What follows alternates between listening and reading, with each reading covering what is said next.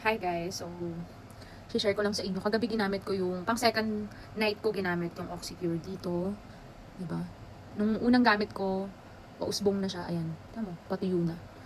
Ano na lang 'yan, red marks. So lalagyan natin siya. So before ko siya lagyan, gagamitin natin tong micellar. 'Di ba?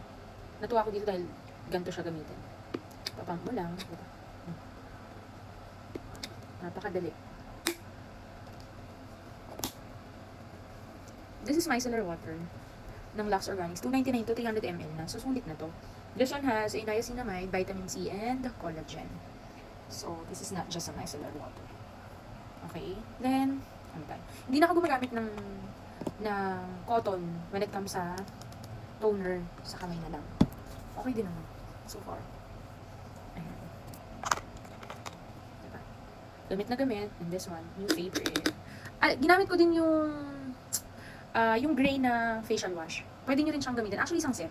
Pero kasi, gusto kong, since young na ako sa mild, kaya pinalitan ko ng tea tree. Pero dati ginagamit ko rin.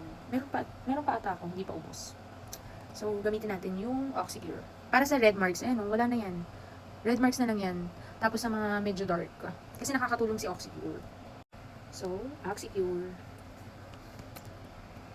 Sa bahay lang naman ako. Ganito siya.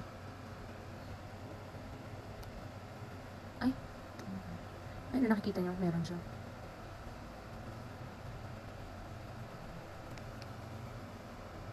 Parang ang dami. Kalat mo lang.